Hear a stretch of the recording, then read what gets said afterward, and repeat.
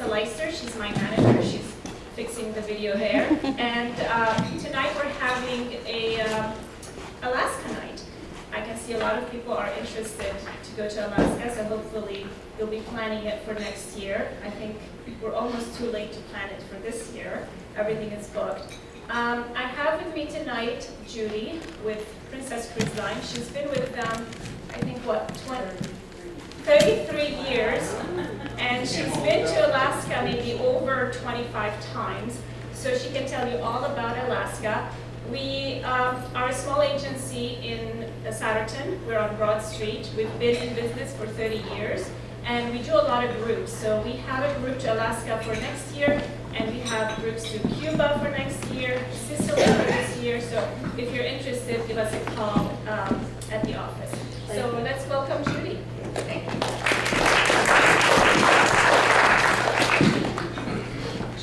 Well, good evening. Hello. I'm going to ask the people in the back to flag me if you can't hear me. I hate to be strapped to a podium, so I choose not to use that. But if you can't hear me, I will. So I'll count on you to help me with that. So, as Susie said, I've been to Alaska many times. There I am in Alaska. This is taken at Copper River, actually. And as she said, I've worked with Princess for 33 years, and in fact, the first time I went was 33 years ago. And I remember having more questions than answers. I knew that it was really important to me. It was definitely on top of my bucket list. But I didn't know which pieces went together or how much time I'd need to do what or what it even was that I could do. And so if you have any of those questions, take heart, because I've been there. And so tonight's presentation is kind of designed to help you in the way that I felt I needed help when I first was attempting to go to Alaska. So we'll tell you a bit about the Great Land and what it means to travelers, and a bit about why Princess is considered the leader in Alaska. And of course, the greatest mission statement is, what's for you? What's the best itinerary to meet your needs? What are your expectations? So that's our mission statement. We'll start with the Great Land of Alaska. You may recall it had earned the nickname of Seward's Folly. It was purchased by William Seward, our Secretary of State in Lincoln's era. It wasn't very expensive, a few cents an acre. And I've read that there was some controversy. Some said it was money well spent, and some said it certainly was money not well spent. In fact, the New York newspaper of the time was quoted as saying, "Alaska has so much of nothing in it, we should have paid nothing for it." Fast forward, today we know it's, well, pretty priceless. We've designated national parks in Alaska like Glacier Bay and Denali. And in fact, you can't talk about Alaska without talking about national parks, because more than 50% of our parkland is in the great state of Alaska. Those two national parks, by the way, are a highlight of any traveler's trip to Alaska. So I'm glad to say those two parks are in every single Princess Cruise tour in the brochure. You'll find when you get to that brochure, there's a lot of choices, but feel confident that those two are in them all. It's also the home of some incredible, majestic wildlife. At Denali, you can find the four-legged animals, and there are places where you can see the seafaring animals as well in Alaska. And so it is really a wildlife lover's dream come true. It's also a place where native culture has survived the development of the area, unlike the lower 48. So when you visit Alaska, you can actually see native culture in action, having lived through the development. So it is pretty much America's last frontier in so many ways. It's also a place where you just fall into exciting adventures. Everywhere you go, flight seeing is available, and no kidding, no reason why it wouldn't be, because there's just such incredible scenery. Some places better than others, some places different than others, but always flight seeing. There's paddling or rafting or water sports everywhere you go, and fishing, of course, too. In fact, if you take a look at the fishing picture, you'll realize you know her, because that's me. That's me on the first day of my honeymoon on the Gocana River on the Copper River Basin. And yes, I did catch that fish myself. It was pretty amazing. So I know that when you're here at home, you don't find yourself suiting up to jump in a raft. I surely don't. But you get to Alaska, and before you know it, you are standing in a raft, ready to roll, and you say, how did this happen? I don't know, but it just has an influence. There's others there, the opportunity is easy, and you're encouraged, and before you know it, you've got your adventures going on too. It's also a place where odd things happen. I've been there, as Susie said, many times, and every time I go, something else odd happens. It's just a source of odd things, Alaska. So the New York paper said what it said, but I happen to agree with this man, who said, to lovers of wilderness, Alaska is one of the most wonderful countries in the world. It's interesting to me that he identified this as a country. It's our state. But it is very much like a country of its own because it's quite a different place.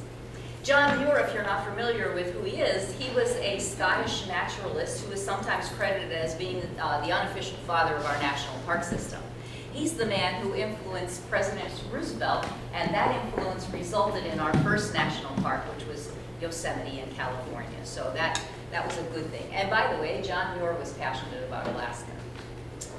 So a bit about Alaska. First thing you need to know as you think about traveling there is this place is really big, i.e. the state of Texas would fit twice. And the whole lower 48 coastline isn't as big as just the coastline of Alaska. For you as a traveler, this is a problem. Everything you want to see is far apart. Not only are they far apart, but this place isn't very well populated, and the few roads and railroads that exist in Alaska were difficult to build, they were expensive to build, they're difficult to maintain, and they're few and far between. There's your challenge. So what is the answer for a traveler who wants to efficiently get around and see everything? The answer is a cruise tour. And really, a cruise tour is the only way to see all of Alaska. Yes, you can take a cruise to Alaska, and in fact, the cruising portion of the Alaska trip is absolutely magnificent. But if you only cruised Alaska, you would never see a great deal of it. So the cruise tour combination is the best way to go. What is this cruise tour? Well, it's a combination of cruising along the coastline, and we'll take a look at a map shortly, combined with, I love when it's not my phone that does that. Combined with moving into the interior via rail or motor coaches, moving around, and also staying at lodges in the interior. So that's the components that brought together to create a cruise tour. So it really is the best way to see it all. It's the only way to see it all, as a matter of fact. So we've been being voted the best cruise line in Alaska for more than 9 years running now. Honestly, if I were you, I'd want to know why. That's a pretty strong statement. And the reason why we're voted best cruise line in Alaska is kind of multifaceted. So to start, it's this. We've touched on these already. These are the highlight of a trip to Alaska. And one of our feathers in our cap is both of those national parks are included in all of our cruise tours, so you won't miss them. And you may say, well, sure, every ship that cruises in Alaska would go to Glacier Bay. Why would anybody miss Glacier Bay? Well, actually, not every ship that cruises the waterways of Alaska goes to Glacier Bay. And the reason is Glacier Bay is a whale spawning area, so the Park Service protects it from too much activity. In order for a ship to go into Glacier Bay, it has to be issued a pass. The passes are limited and controlled by the Park Service. So not every ship that sails the Alaska waterways is issued a pass. But every Alaska vessel that does an Alaska cruise tour in Alaska does have a pass into Glacier Bay, so you will get to both of those national parks on any cruise tour with Princess.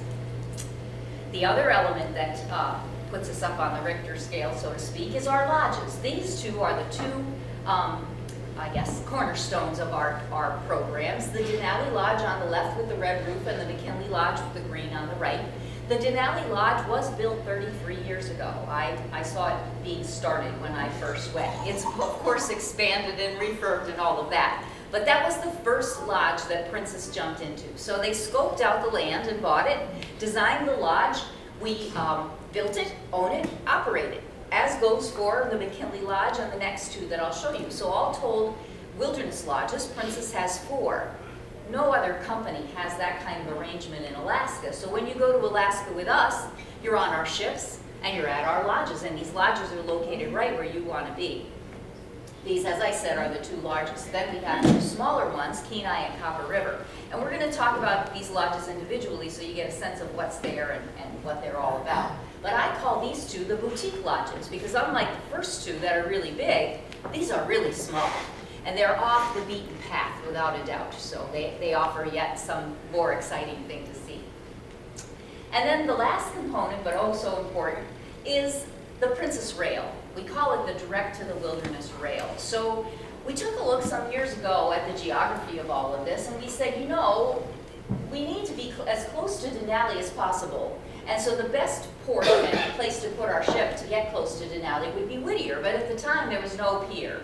So we invested in a pier in Whittier, and simultaneous with that, we were able to bring in a rail service into Whittier. So with the pier and the rail, it was a slam dunk for us to be able to take people from the ship up to our lodge at McKinley, or further to Denali, or if you've started in the interior, the opposite, bring them down to the ship.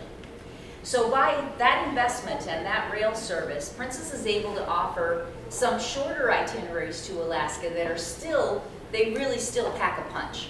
Alaska, as I said, is a really big place, so it's not easy to take less than 14 days and get a great itinerary. Speaking of big, anybody want to guess how long it takes to rail from Denali to Whittier? 9 hours. It's a big place. So you can pull into Whittier here and be up to Denali by, I'd say, late cocktail hour, or vice versa. And so it's really a coup that we have this arrangement. So those are the components. So here's the big picture of where those lodges are and what a cruise tour is. The lodges are noted with the red stars. So the Denali Lodge is here, and its twin, or mate, I should say, is the McKinley Lodge. Both of those are wrapped around that dark mass, which is Denali National Park. And those are the two largest lodges in our organization. In fact, Denali is the largest in Alaska. Every single cruise tour does stay at Denali Lodge, so you don't have to make a choice there. It's in there. So you're going to go to Denali. And the key is, you need to be at Denali Lodge in order to get in to Denali National Park, and I'll show you that as we move forward here. So we're going to talk more about Denali and McKinley Lodges, and the majority of the itineraries feature just those two lodges. Once you get beyond the 13-day mark in terms of the number of days that you can take, then you can start peppering in one of the boutique lodges, or even sometimes both. So later we'll talk about the Copper and Kenai lodges as well, but we'll start with the two large ones. So these two lodges, Denali and McKinley, are, as I said, perched right there at Denali National Park. And whatever one of these lodges you stay at, I'm happy to tell you they're located exactly where you want to be. And of course you want to see all this wonderful wilderness and scenery and all. I do love the outdoors, but I am not a camper. You are never going to find me in a tent. So if you are with me on that, you'll appreciate that these are really a touch of luxury in the wilderness. So the Denali Lodge, as I said, is a large lodge in Alaska. This campus that this lodge is located on is 14 acres. So there's multiple restaurants, dining, multiple rooms for accommodations, and this is the main check-in. So this is the main hub building, if you will. It is right across the street from the gateway to Denali National Park. It couldn't be in a better location. And when you purchase a cruise tour out of our brochure, there is included in that purchase a narrated Denali Park tour. So that park tour is actually done by the park itself. And by the way, the park actually offers 4 different tours. But for our purposes with these cruise tour programs, we really talk about 2 of them. So I think it's important for you as a traveler to know what they're about so that when you get to Denali, you have the tour that you wanted and you're not taken by surprise. So we will talk about that, and you do have a choice, so FYI. So this lodge, as all of the lodges, are perched on a river. This is the Nenana River. It's great for rafting. All these rivers are either great for rafting or fishing, or sometimes both. This one's not so good for fishing. It has silt in it, and the fish don't like that much. But as you can see, it's kind of a beautiful area, lots of walkways and so on. So this is an actual large campus. That's the entrance, the main entrance into the room, the main check-in lobby. And just over the balcony there from the mezzanine, you can see the fireplace, which, by the way, there's a fireplace in the lobby of all of our lodges in Alaska, and yes, we do use it. So you can go to Alaska from about the end of May to about the middle of September-ish. That's the window. The weather up in Alaska during that period of time, to kind of encapsulate it, can range from the 50s to the 80s. So that's kind of where you're at. It's usually, I've never been there that it was humid, so you've got that 50s to 80s thing. But interesting, it can be from the 50s to the 80s in one day. But it gets more complicated because there's no predicting when is it going to be 50 or 80. Example, I was there in July, that's when I caught the fish. Last 2 weeks in July, I think we would all agree it would be warm anywhere, right? Wrong. It was in the 50s and drizzly the whole 2 weeks that I was there. So I went back that year, and it was now the end of August. End of August in Alaska is really getting into the fall. They're getting ready to go down for winter, so I assumed it would be cold. No, it was 80. The first time I went to Alaska, I'll never forget, June 4th, standing at Mendenhall Glacier, dying of heat because I was wearing a turtleneck, cable knit sweater, and corduroy pants. Wrong.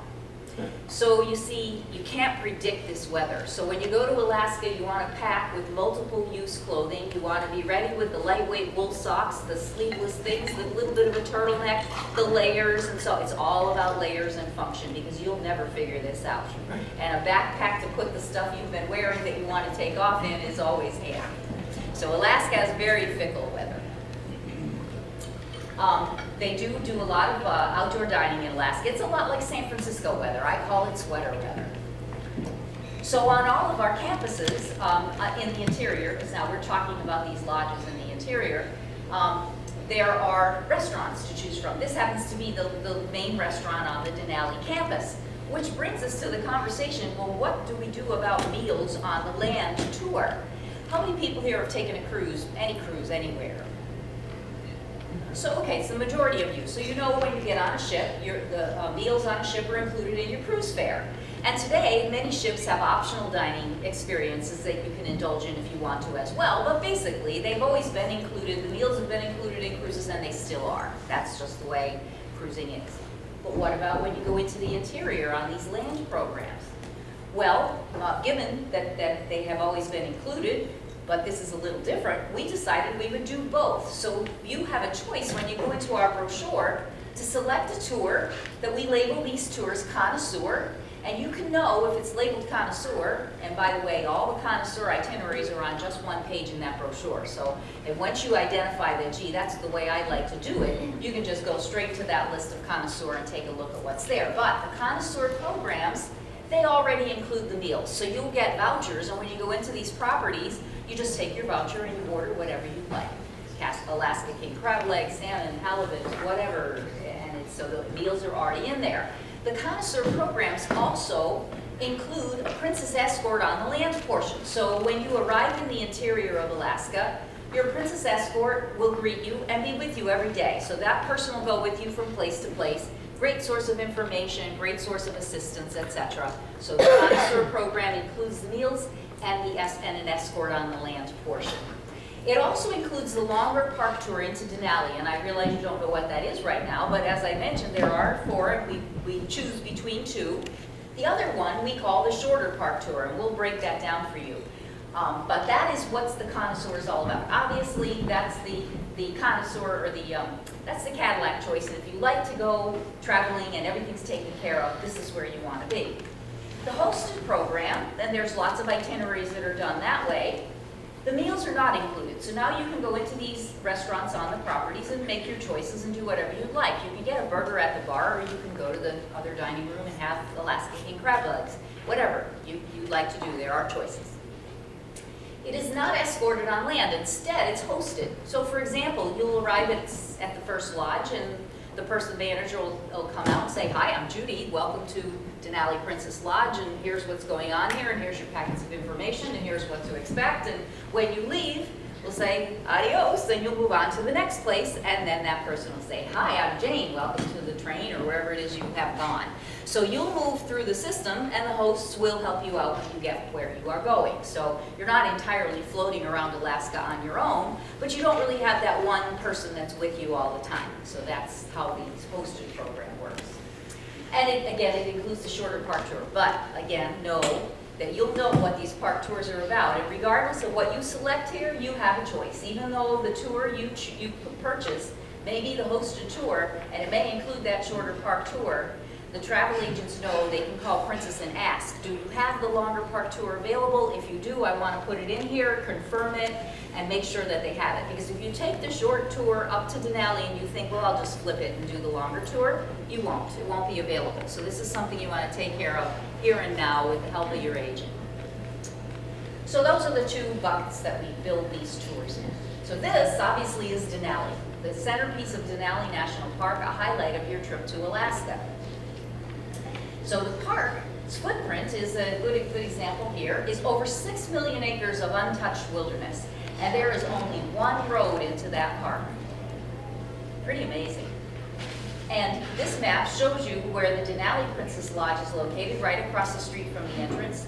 And then its sister lodge down here, the McKinley Lodge, is down here on the other side of the mountain. So as I mentioned, when Princess stepped up to doing these lodges, they had a reason for buying the land where it was and building the lodge there, etc.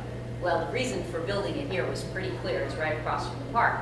But the reason this one was built here is there's awesome views of the mountain from that location. So that's what that lodge is all about. But this is the perfect map to bring to your attention to say, whatever you want to get done in Denali National Park, visit the visitor center, take a hike on one of the trails, whatever, aside from that narrated park tour that is going to be included in your program, you'll have time to choose to do some other things.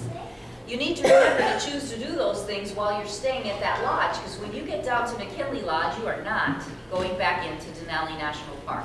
There are no roads into Denali other than that one. And that one road has a story. So the park tour that I was mentioning is called, the longer one is called the Tundra Wilderness Tour. So the agents identify that as the longer park tour. It's about 8 hours round trip in and out. That road is about 93 miles long, so when this tour is taking you about 3/4 of the way, 53 miles in and back. The natural history tour, we call that the short tour, 4 to 5 hours. It takes you to mile 17 on that 93-mile road. So that's the nature of the length of these tours. There's only one road, so you're going in, you're coming out. And that's exactly what this road looks like. And as I mentioned, the road has a story. So this was one of the last national parks that was developed in our national park system. And when the park was ready to prepare the park to invite guests to come in, the gentleman who was the park superintendent up there was a longtime park employee, and he knew exactly how the Park Service opens a park to the public. He had seen it many times. He also knew this park, and he knew that was not the right way to do this here, that it would destroy the precious thing that we have here. And so he had a recommendation of how to manage this park differently. And he sat down, wrote out his recommendation, and sent it on down to Washington. But he was talking to Washington, so they set the pavers up to start developing the park. And they began to pave that road. But they only got to mile 17 when they saw the light. The thing that they're preserving here is the opportunity for wilderness to come right up to the edge of the road. You'll notice there's no signs or guardrails or anything. That is exactly what this park looks like. It's entirely undeveloped. By not developing it that way, and by creating a system of bringing folks in to visit via the park buses, it preserves the wilderness environment so that the animals you see are behaving entirely as they would behave if you weren't there. They don't care about you and your bus. They have no reaction to that. In fact, you'll see animals walk in front of the bus. They don't even think about it. It's part of their world. So luckily, we managed to preserve this, and when you go into this park, you'll see wildlife in its own environment behaving the way wildlife behaves. Speaking of wildlife, when you go in there, you'll be looking for, these are what they call the big four: Dall sheep, caribou, bear, and moose. And so you're likely to see all of them. There's a lot of smaller animals as well. Your driver guide really makes this happen because he or she is very knowledgeable about the park, helps you find and look for these, and tells you what the geography is about, really makes the park come alive. So this is a shot that may well be just the end of August or the first day in September in the park. In fact, the last time I was at Denali was the 1st of September, and that's exactly what it looked like. It was 32 degrees and there was a light dusting of snow on the mountain. And what was extraordinary mostly, not just the weather, was the fact that the animals' behavior was incredibly different than what I had seen in the middle of the summer. So the animals in the spring and in the fall tend to move more. In the fall, they know winter's coming and they know how hard it is, and they're foraging feverishly to prepare for winter. So you see more peaked activity in animal movement in the fall. You get the same sort of thing in the spring. Now they're just getting up from having gone through a rough winter and they're hungry again, so there's a lot more activity. If you're there very early, you might even see newborn animals.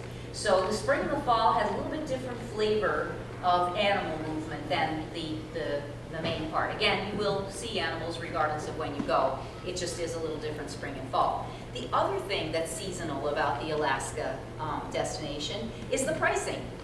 From the middle of June to the middle of August is peak season. So if you want to go July 1st or August 12th or June 30th or whatever, you're in peak season. So every date that you move away from that middle of June and middle of August, each date the price will get lower.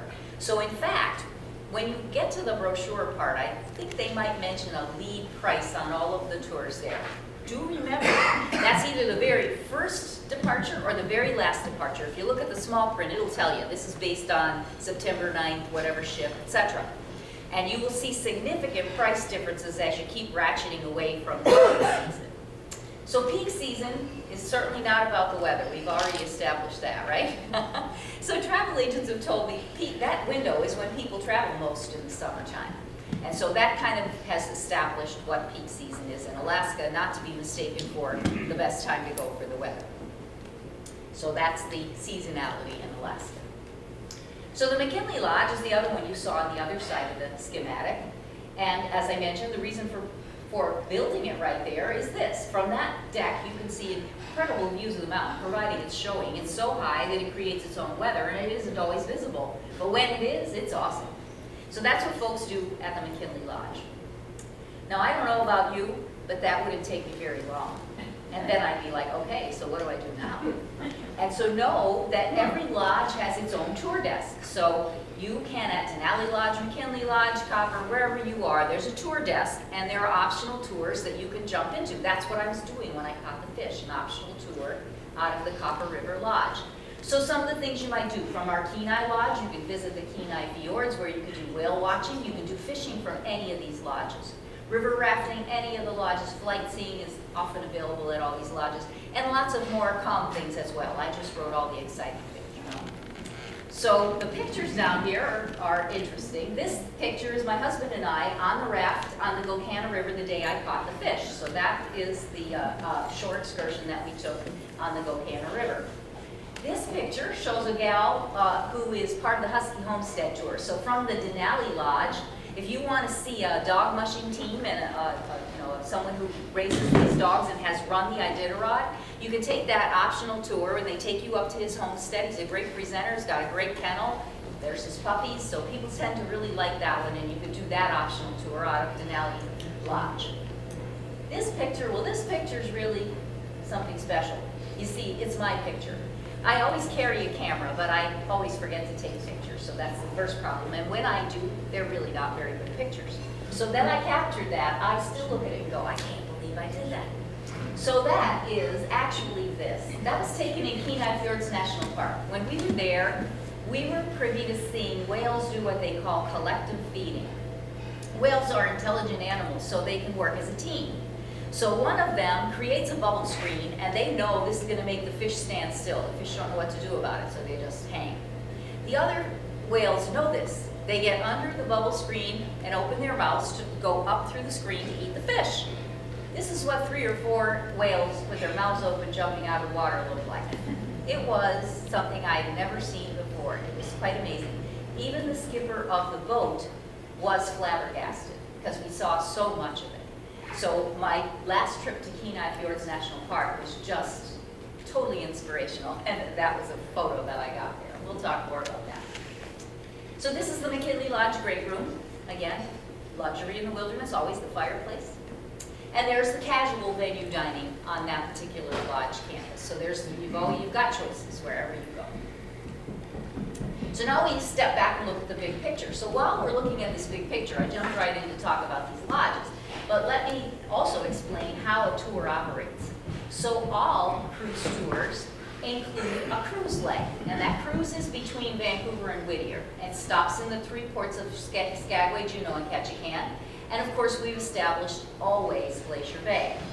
There's one other glacier experience on what we call this voyage of the glacier, and that is going to be either Hubbard Glacier or College Fjord. And which one it is will depend which direction the ship is going in. So this poses the question, well, which is the best way to go? Because you could start this program by coming out to Vancouver, board the ship, cruise northbound, jump into the interior, do your land stay, fly out of either Fairbanks or Anchorage, depending on the itinerary you chose, and head back home. Or you could do the opposite. You could come from here and head into either Fairbanks or Anchorage, again, depends which itinerary you choose. Do your land, board the ship, and head on down to Vancouver. You know, they say what goes up must come down. So we do 50-50, because when that ship goes this way, we drop people off, and then we pick the other ones up and we bring them back. So we go back and forth all the time. So what is the best choice for you? Well, there's no black and white answer to that, but there's a lot of info about that. So the first thing to know about the direction is, if you ask 20 people, you will unanimously get the answer, southbound is the way to go. I'm certain in this room that anyone who's done a little bit of research on Alaska has decided that that's what it is, that someone's told them that's what they should do. The thinking is, well, I'll do my busy part first, and then I'll board the ship, I can relax my way home a little, and well, then I'm closer to home in Vancouver. I don't know about that closer to home in Vancouver part, but whatever. There's nothing wrong with that theory. And remember that Alaska, all of us in the room here are a whole lot younger than the first people who went to Alaska when Alaska travel opened. So it was a different age bracket of people, and so they did do their busy part first and relax their way home. Me, I sometimes have to stop and ask myself, where am I? Like, what day is it? Because I'm just such a busy person. So when I take this vacation, I don't want to drop into the interior and jump in a raft. I'm still wrapped way too tight. I need to board in Vancouver and relax my way up here, and by the time I get to the interior, I'll have fun. So it's not really a right or wrong answer is what I'm saying, but I can tell you the first stuff that will sell out is southbound, because there is this prevailing belief that it's the best way to go. What's good about going northbound is you leave from Vancouver, and it's a very sophisticated international city, and you leave all that humanity behind and come up through this inside passage for a day or so of cruising. And while you're doing that, all you're seeing is sky and trees and water and nature.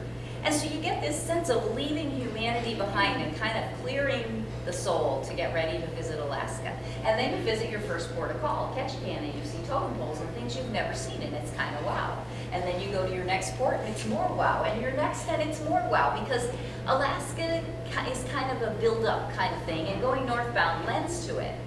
It's kind of a magical place. But there's nothing magical about missing the ship. And if you leave from Vancouver and you live in Pennsylvania, that's what can happen to you, unless you pay attention and do what your travel agent says, which is go out to Vancouver or Seattle the night before. Then you've got your travel behind you, no fear of missing the ship, it's all good. So, and I take the time to explain that while southbound is most popular, and it serves you very well. You're from Pennsylvania, you don't have to add another night if you go southbound, because let's face it, if your flight's gonna be late getting into Fairbanks, that's not gonna be any fun, but it isn't gonna destroy your vacation, okay? So it's a different perspective. But if you do northbound, it's different. You need to add that extra night to your program so that you don't risk missing the ship. So that's the good advice to do that. But know that southbound will sell out first. And so if there's an itinerary you really love and the date and what you want isn't available, but it is available northbound, don't be afraid of it. Just go the day earlier. So that's the cruise portion. By the way, the cruise that's attached to all the cruise tours in that brochure is identical. You don't have to make any decisions. The decision making happens here. So all the cruises are 7 days, and then these tours total can be as minimum as 10, so obviously you take 7 and add to get 10, or as maximum as 15, 7 plus. So what's the right thing?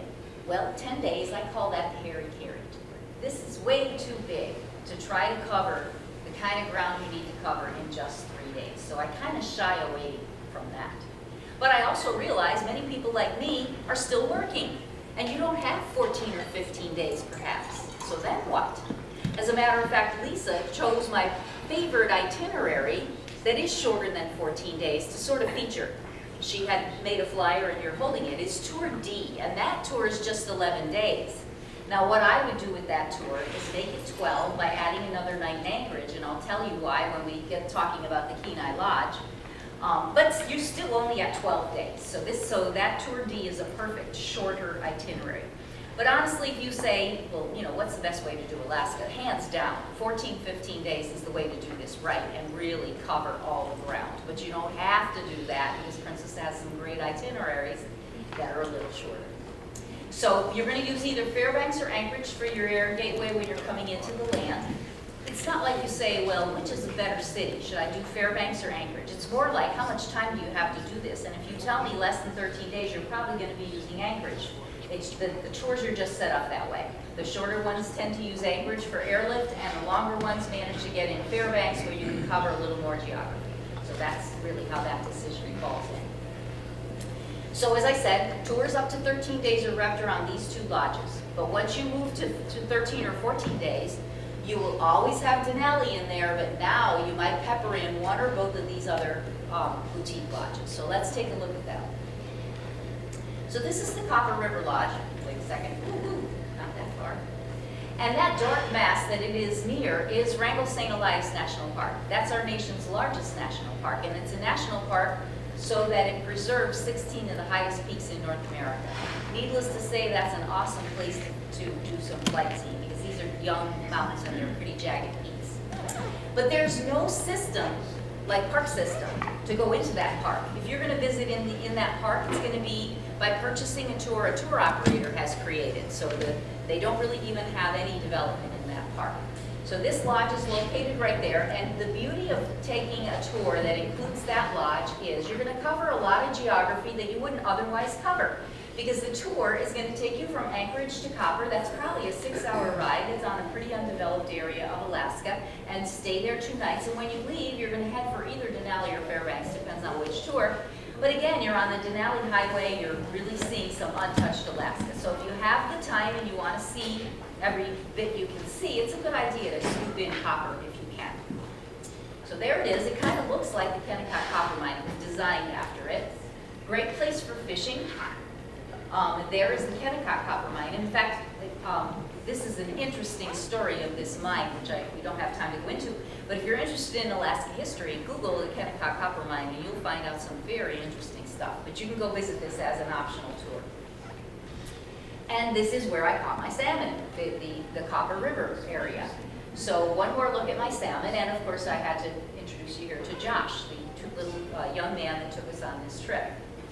So Josh was all of 17 when he took us on that raft on that river. And that was pretty awesome to me, but it got even better. While we were going down the river, another raft was passing, and I swear there was a kid in there that was 9. I mean, he was really young, by himself. And they start the conversation as the rafts are passing, and the kid picks up his string of fish, and he's got more fish than I've ever seen. I mean, he's a great fisherman. So the raft goes on, and Josh turns to us and says, "Oh, that's Zach. He knows this river better than anybody." And he does tell me he is 9. It's a little bit different in Alaska, how they do things up there. But that's Josh. So this is the lobby of the Copper River. Again, the ubiquitous fireplace, always there. So there's the Copper location. So the other boutique lodge is the Kenai Lodge. This jut of land that it's on is the Kenai Peninsula. The Kenai Peninsula is sometimes called Alaska's playground. If we lived in Anchorage and we had a weekend off, we'd probably jump down here to do a ton of different activities. That's where people go to play. And so our lodge is located, it doesn't look like it, but it's halfway between Anchorage and Kenai Fjords National Park. Seward is where Kenai Fjords National Park comes in. So the road system is it's halfway. So if you were to take a tour down to the Kenai Fjords, the motor coach would come pick you up at the lodge doorstep and take you down. It would be about an hour and a half to get down. So that's nothing in Alaska. Out into the fjords, and then they take you back up to the Kenai Lodge. That is the best way, convenience-wise, to get down to see the Kenai Fjords National Park, by the way, but you have to have 14 days to do that. So here we go again, I don't have 14 days, so what about that? You're gonna give up the Kenai Fjords? No, because you can actually access Kenai Fjords from Anchorage, and that's where that tour that she selected, Lisa selected, that comes in.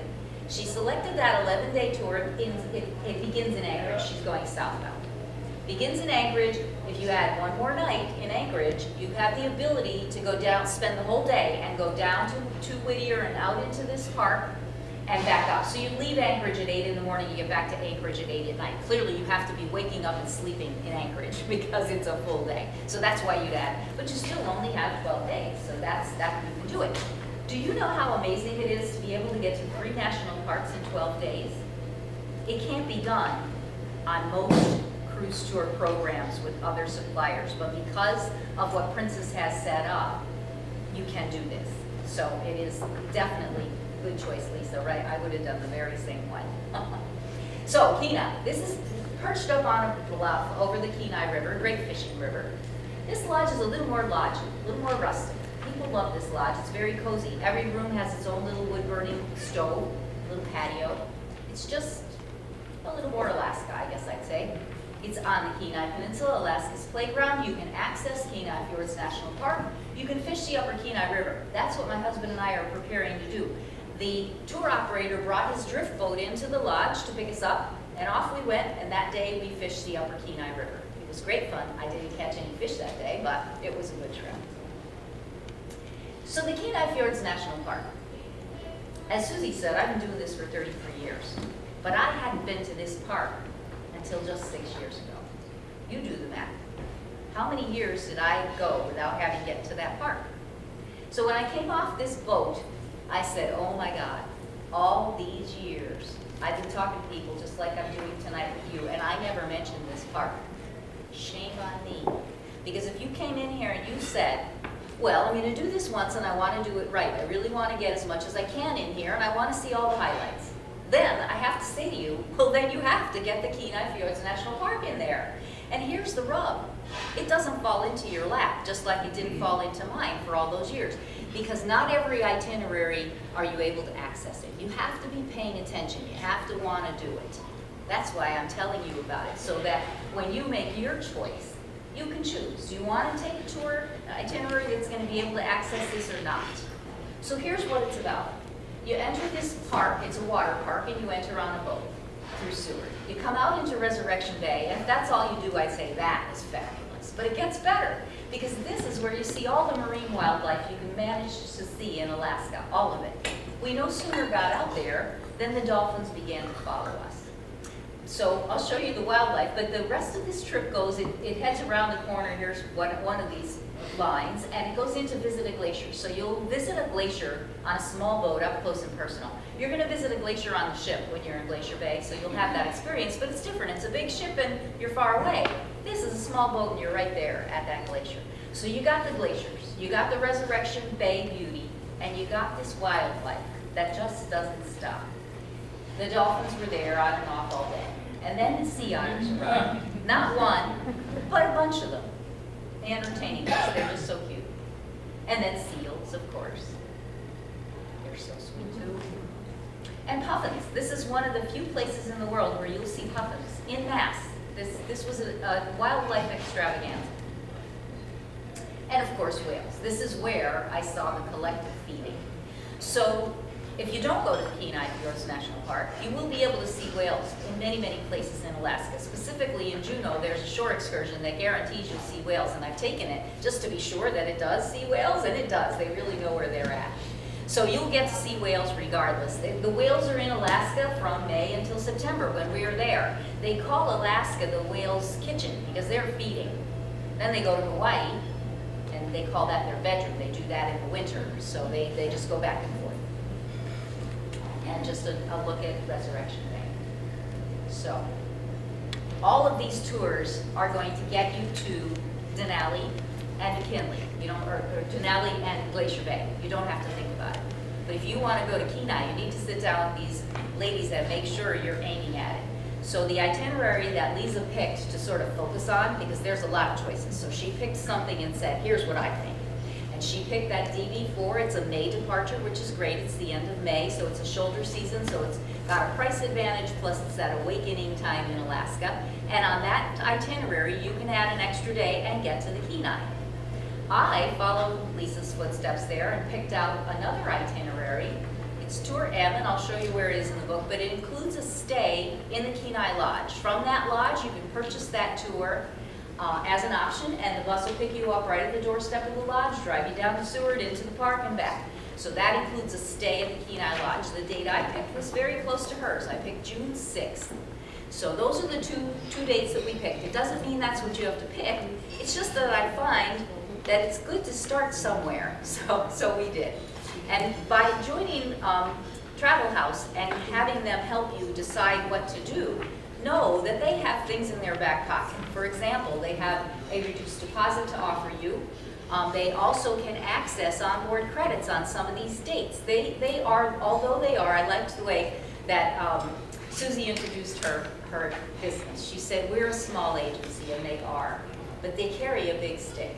They are affiliated with another organization that gives them access to go in and get special things for you. So when you go to work with Travel House, you're able to access things that not everybody can access, not to mention their knowledge. They are spot on with what they do. I digress. We got left in here in the Kenai Fjords. So that is the Kenai Fjords. I highly recommend it, and it's possible. So there you go. If you are going to Denali, you are going to Glacier Bay. If you want to, they can lead you to the Kenai, but you've got to make a choice. Okay, so I did this with the land first, clearly, because that's the way it's preferred, right? Not that it's the right way, but that's preferred. And then you head for your ship. Now, somewhere in this itinerary, there is a train leg that allows you to get where you're going. It's about the scenery, it's about the Ultradome experience, sorry. It's somewhere in there. Now, it might be right now on the tour that Lisa picked. The rail section takes you from a lodge to the ship, so that's where your rail section is, gets you back, gets you down to the ship. On the itinerary I picked, the rail section is between Denali and Talkeetna, so it's a different part of the rail, but there is a rail experience in all of these itineraries. You just have to read it and then you see it. So you're going to cruise between Vancouver and Whittier, as I showed you on the map. You are going to Glacier Bay National Park. Since we selected southbound, the other glacier experience on the southbound itinerary is Hubbard Glacier. So it's a massive, fabulous glacier, so that's your other experience. And you're going to stop and catch Kanjuno and Skagway. Those are the three ports of call. They are all frontier coastal towns, but they all have their own little flavor. So you'll notice, if you've not cruised with Princess before, know this. We built our fleet so that the majority of the outside cabins feature balconies. So we just made that choice. Because they're so available, they're surprisingly affordable. So my recommendation to you as you sit down to do this is start there and then adjust up and down according to where your budget takes you. But you might be surprised at how affordable a balcony can be with Princess. While we're on the balcony topic, I'll add the footnote that Princess released the Alaska program a lot earlier this year than they did in prior years. So they released it in November. We usually do it in April. What the upshot of that is to you is that right now we're in July, and last year when we were in July, the amount of sell-through wasn't what it is now. Now, there's more sell-through than there has ever been in July because we started earlier. In fact, hallelujah, this is my last night of a road trip. And while I was elsewhere, the agent said to me, you know, I went in to do this and it wasn't available. So they're beginning to experience availability because this program opened earlier. So right now we are in the crux of our booking. So we have a special deal. We call it Sip and Sail. If you book a balcony or better before August 31st, there's a beverage package included, an alcoholic beverage package. If you don't drink, that's okay. You can just tell the agent you prefer to have an onboard credit, so one or the other. But it is capacity controlled. So when we think we've sold enough of that promotion, we'll just turn it off, even though it is going to go to August 31st. So I wouldn't be waiting till August 31st to book. It's there for you now, so now is a good time to focus in on what you want to do and get your booking made. And the agency can access a reduced deposit for you as well. For just $150, you can make the booking now for a certain period of time. So, and again, I wouldn't wait till August 31st because of availability. So anyway, you'll find affordable balconies, and the Sip and Sail applies to balcony and above. So you can imagine with all that we've talked about on land, I could spend a whole nother hour talking about what goes on our ships. But we just don't have time for all of that. So a couple of highlights on our ships. One of them is Movies Under the Stars. Yes, it's an outdoor movie, and that's exactly what I thought. When they gave me the literature telling us that they were building this, I thought, what is the big deal? It's an outdoor movie, guys. And then I did it.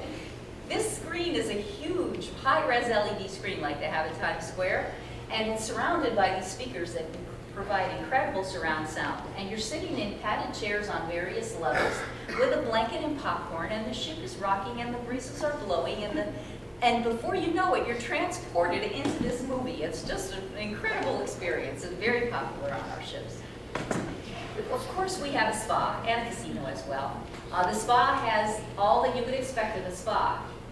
I just keep wondering how you find time to get to the spa in Alaska, but it is there for you with everything that you could expect of a spa. And a bit about our dining on our ships. So as we've talked about, I've been doing this a long time. So when I started, Princess had 3 small ships. So as the industry was moving along, Princess went along with it as well, and ships began to get bigger. Well, when we realized, because you've been on a ship, you know that mostly people eat in 2 seatings. Early seating goes to the main dining room, and then later in the evening, late seating. The other half of the people go to the main dining room. A lot of ships today have some optional dining, but the majority of people are doing main dining early and late. That's just the way ships are. When we looked at that, we realized ships were going to get bigger. We realized we didn't want all those people in one place at one time. So we immediately built our large ships with 3 main dining rooms, so it scattered people. So you have a choice on our ships. You can do traditional dining, which would be the early seating or the late seating in the same dining room at the same table with the same waiter and the same other guests, and that's traditional dining, and you may know it if you've cruised with traditional dining. So you can make that choice, and Lisa and Susie can help you decide if that's for you. The other 2 dining rooms, it's the same menu, the same atmosphere, same, but the difference is you can go in any time between 5 and 10, so now you have flexibility. You're going to give up having a relationship with your waiter, because every night you go in there on that program, it'll be a different waiter. So you have to look at it and decide what's going to work best for you. But you have a choice here. These are the included main dining choices on the ship. The ship does have optional dining as well, which you can investigate.